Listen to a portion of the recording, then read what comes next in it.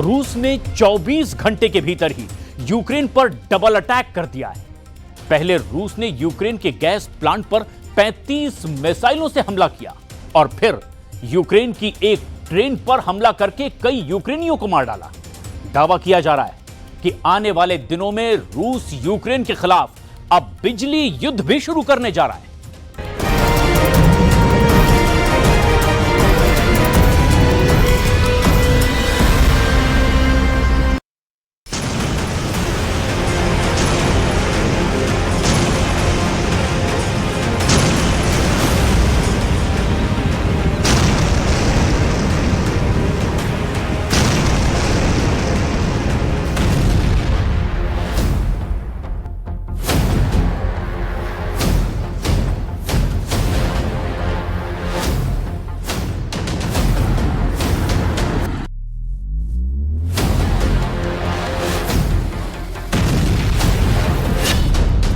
रूस का cold war शुरू, 35 मिसाइलों से यूक्रेन पर गैस अटैक।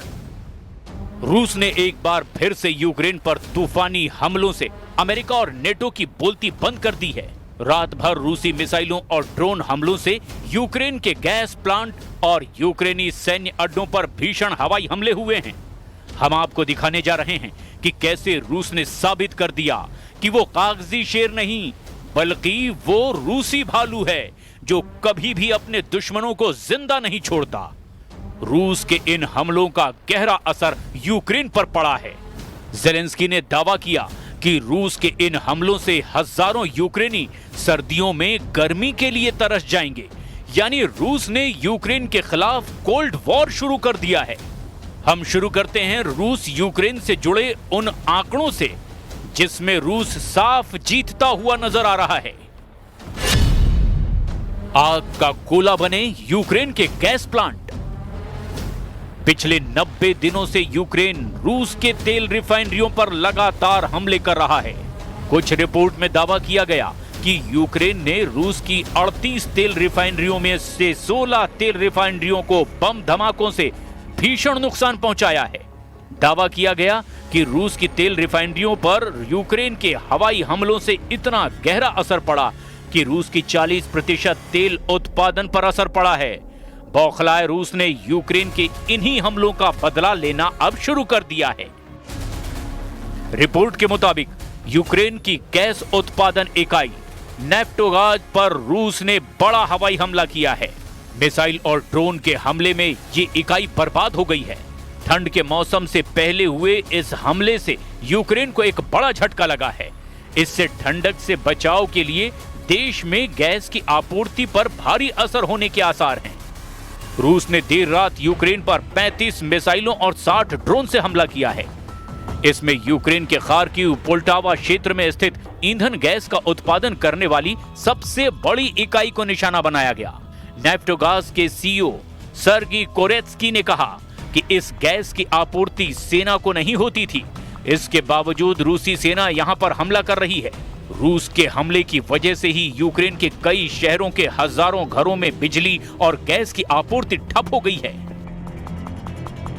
Способи завдати більше шкоди нашим людям. Тільки в одному цьому ударі саме по газовим об'єктам було 35 ракет, в тому числі балістика. Комбінований удар. Лише половину ракет вдалося збити. Непроста ситуація на Чернігівщині після ударів дронами, в Славутичі, в Ніжині, також в самому Чернігові. इस बीच यूक्रेन ने भी पलटवार करते हुए कजाकिस्तान सीमा के नजदीक मौजूद रूसी शहर ओरस्क की ऑयल रिफाइनरी पर ड्रोन से हमला कर दिया। इस हमले के बाद रिफाइनरी परिसर में आग की लपटें उठती देखी गई।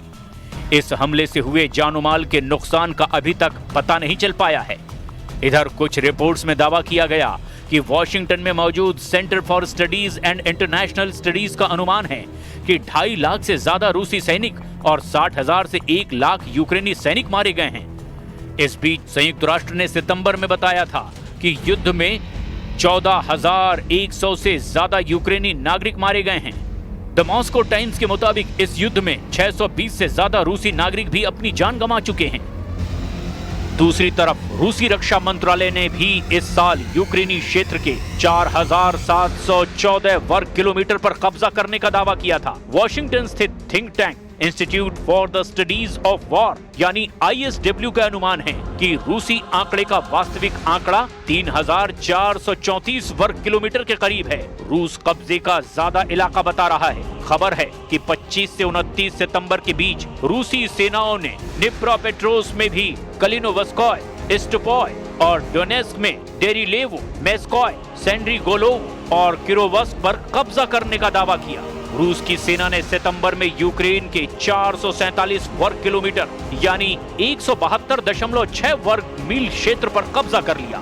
अमेरिका स्थित युद्ध अध्ययन संस्थान के विश्लेषण से पता चला कि जुलाई में 634 वर्ग किलोमीटर इलाके पर कब्जा करने के बाद ये गति धीमी हो रही है। वहीं दूसरी तरफ यूक्रेनी राष्ट्रपति व्लादिमीर ज़ेलेंस्की कोपेनहेगन में 50 राष्ट्राध्यक्षों, शासनाध्यक्षों और यूरोपीय संघ के नेताओं से मुलाकात कर रहे हैं। Russia will not stop until they are forced to do so. And they are a threat, not only to Ukraine, but to all of us. Today we have one major task ahead of us. We have to make our common Europe so strong that war against us becomes unthinkable. And we have to do it now. इधर Putin की एक करीबी media हस्ती ने दावा किया कि अगर राष्ट्रपति ट्रंप के इशारे पर अमेरिका के वित्त मंत्री स्कॉट बेसेंट ऐसा कोई कदम रूस के खिलाफ उठाते हैं तो फिर रूस हर हाल में अमेरिका में परमाणु धमाका कर सकता है। रूसी सरकारी टेलीविजन पर प्रस्तुतकर्ता और पुतिन के करीबी सहयोगी व्लादिमीर सोलोव्योव ने अमेरिका को सीधी परमाणु धमकी दे दी है। ये जानकारी पत्रकार जूलिया डेविस द्वारा ऑनलाइन पोस्ट किए गए एक वीडियो से मिली, जो रूसी मीडिया के क्लिप के साथ साझा की गई है। व्लादिमीर सोलोव्योव ने कहा कि उनका मानना है कि यूरोप रूस के खिलाफ युद्ध की तैयारी कर रहा है और मॉस्को को कठोरता और भयंकर तरीके से लड़ना चाहिए। व्लादिमीर सोलोव्योव का ये बयान पूर्वी यूरोप में बढ़ते तनाव के बीच आया है, क्योंकि पोलिश प्रधानमंत्री डोनाल्ड टस्क के मुताबिक पश्चिमी यूक्रेन पर रात भर के हमले के दौरान 19 रूसी ड्रोनों ने पोलिश हवाई क्षेत्र का उल्लंघन किया है। पोलैंड ने राष्ट्रीय सुरक्षा के लिए खतरा बताते हुए औपचारिक रूप से नेटो के अनुच्छेद 4 का इस्तेमाल किया और अपनी पूरी हवाई ताकत झोंक दी है। तीसरा विश्व युद्ध शुरू, परमाणु जंग से युद्ध का फैसला। यह अंदाजा लगाना बेहद मुश्किल है कि अगर परमाणु जंग छिड़ी तो कौन सा देश जीतेगा, लेकिन इस वक्त रूस ने अपने तेवरों से साबित कर दिया है कि रूस यूक्रेन में अपना मिशन पूरा करने के लिए अब किसी भी हद तक जाने को तैयार है।